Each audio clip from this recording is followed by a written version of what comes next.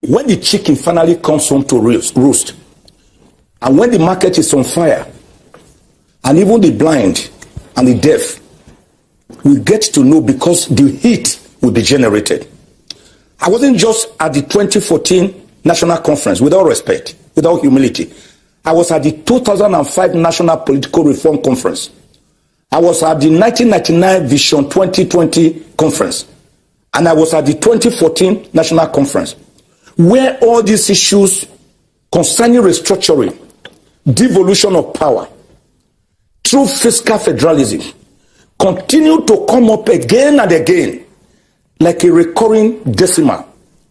But each time we did a good job, like during the 2014 National Conference, when the best first 11 of Nigeria, that one person who used to be secretary to the government of the federation called boys, he said it was giving jobs to the boys. We got the best from Nigeria. First class traditional rulers, professionals, the youth, artisan, market women, students, the academia, the labor, trade unions, retired police officers, military officers. In fact, the who is who in Nigeria. They were at that conference. And after argument for about 6 months, at times almost coming to blows, we finally reached so many consensual decisions.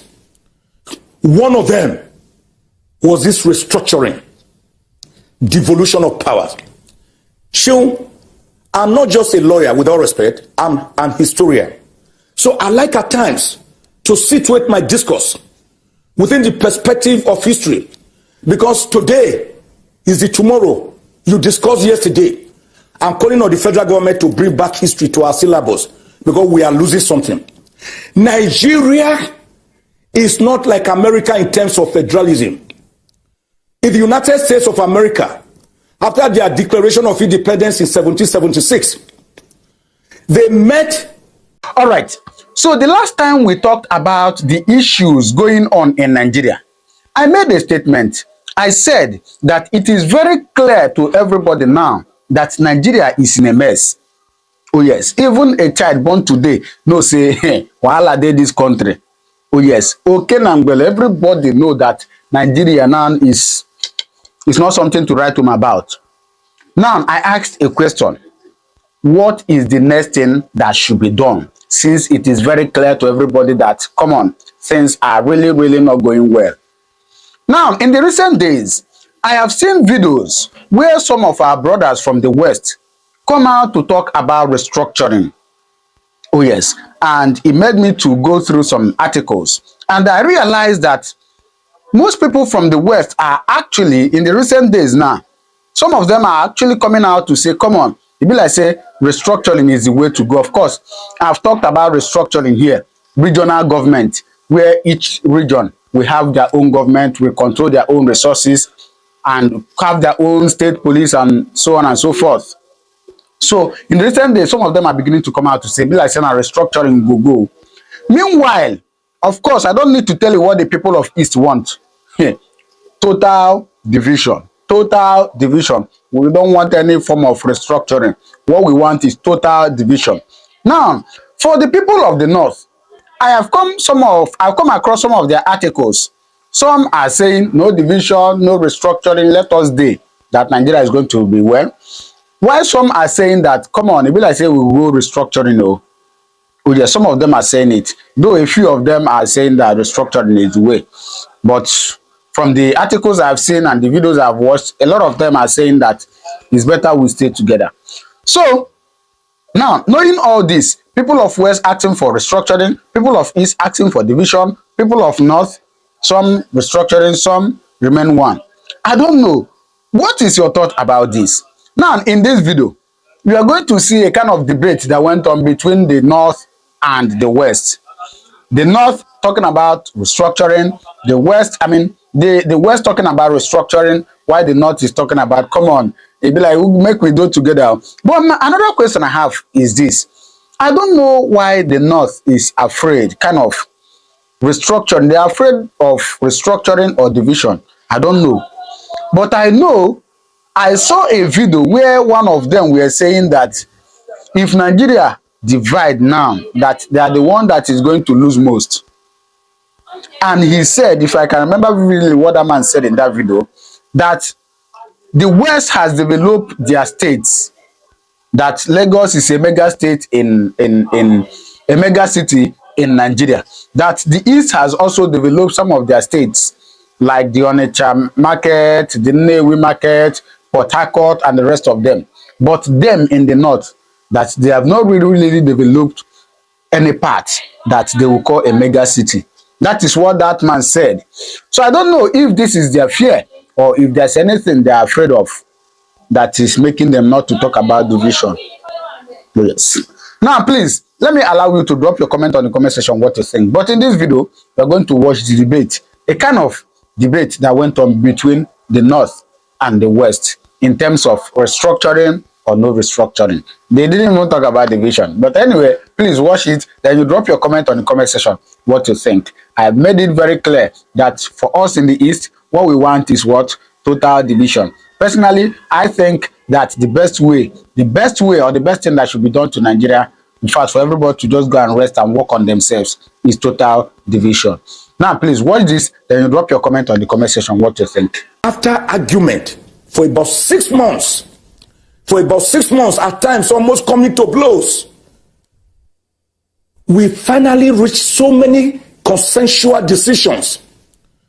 One of them was this restructuring, devolution of powers. Seun, I'm not just a lawyer, with all respect, I'm an historian.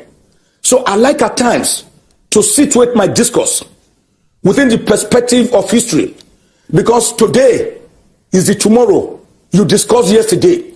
I'm calling on the federal government to bring back history to our syllabus, because we are losing something. Nigeria is not like America in terms of federalism. In the United States of America, after their declaration of independence in 1776, they met in this place in Philadelphia. They were already regionally autonomous, and they said we needed to have a more perfect union. That was how they ceded powers to a government that they formed at the center. But in Nigeria, all regional blocks were already autonomous. The Benin Empire, the Kane Bonu Empire, the Sokoto Caliphate, the Oyo Empire, they already existed in their full bloom with all powers to do all things. That was why Oba Overamin Ogbaise in 1787 was able to beat the British with bare knuckles, which led to the 1897 punitive Benin expedition.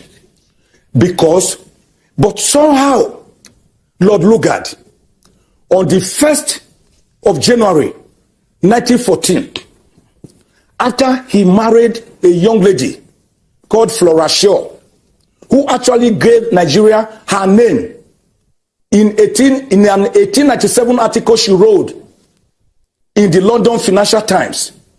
After Niger area, she later married Lord Lugard, who was then the governor of northern Nigeria. And Lord Lugard decided to calibrate and collapse the Southern Protectorate, which had already merged with the Lagos colony, with the Northern Protectorate to form the Federal Republic of Nigeria.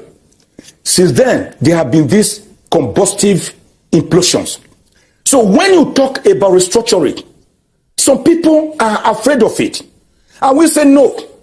Restructuring does not mean balkanization. It's not Southern and it's not Southern Sudan and Sudan. Okay. Afro, Indian, Pakistan, Afghanistan.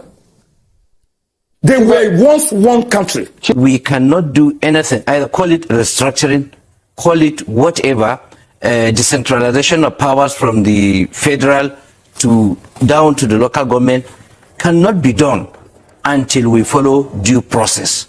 Part of this due process is all these agitations that are coming up. We call them stakeholders and the Nigerian citizens. We have the right to agitate for anything. But then there are due process. Since the constitution is in place now, and it has not been abrogated or even suspended by any military coup whatsoever. So we follow. The constitution has allowed for this amendment alteration. Even if we want to suspend our constitution, there are processes.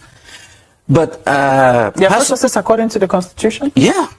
For instance, we can conduct stakeholders like, okay, let me take it, call it South-South zone, and call it even on state basis. People can agitate. People can submit their submission, just like the recent concluded Southwest Summit, as they did. That is their position. Nobody is going to say, look, they have faulted in concocting or putting together their thought. It's right, pursuing their fundamental right, either as a group or as an individual.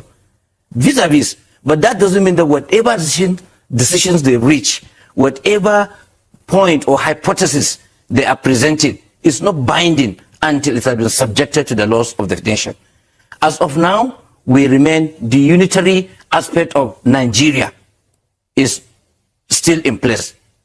But if people felt this unitary nature or the unity of nation, the Nigeria as a nation should be, we have to restructure it.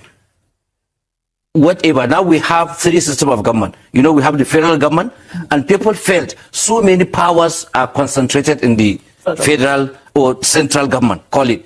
Then we have the states and then the local government. Presently, the National Assembly is equally disturbed that there has never been this proper separation of roles as far as these three levels of government is concerned. I can't call it tier, but levels. You know, in as much as we decry the issue of concentration or even over concentration of powers in the federal, at the federal or at the center, with little power to the state and then none or even to the local government. But the constitution has given the local government role, which is not being pursued. One part of the reason is that if we can limit ourselves even to the present law as it is, every level of government will play its role. But we are not even conducting the governance pursuant to our constitution. That is one. Two, because of development, you remember the development of constitutional development, right from the MacPherson up to 1963, 1966, up to this 1999 as amended. Even the 1999 has been amended, what we are using today, 2017. If people have called for a review, alteration, amendment of the constitution to suit our purposes, nothing is wrong with that. So to me, rather than, I really agree totally that Nigeria has to be restructured vis-a-vis the modern challenges if we really want to live at this jet age, not even computer age, at this age. And Nigeria have to wake up to the realms of realities. I will give you just a simple example. For instance, if you take the Federal Minister of Education, all our curriculum and everything is being done. Until and unless you have an astute minister who listens to voice of wisdom, it takes longer time for us to adjust our curriculum, for it to reach the secondary school. I'm just wondering though. So I'm just giving an example. Yes. So what I'm trying to say here is that rather than returning to regionalism, reducing, so creating the center, region, state, and even local government, you are now introducing a fourth level from the position of the Southwest, because that's what it takes. Yeah, some people say that that time, that there was Nigeria looked more viable. The country worked better then. It would seem the development got to people at the grassroots better than, this system where the center is top heavy and very little is getting to the people. And I'm coming to that, Mape. That is what I want to address the people. Let's take examples. We are following the system of government, or we copied grossly our system of governance from the Americans. That's how they developed. You don't go back. How many years, how many decades? From 1963 up to 1966, when this regionalism is being adopted, up to the time that we had 12 states. Why shouldn't they go back? If they found that that is what has worked for them, that's from their experience so far. The issue, the issue is that we have achieved a level of autonomy when we kind of disintegrated into state.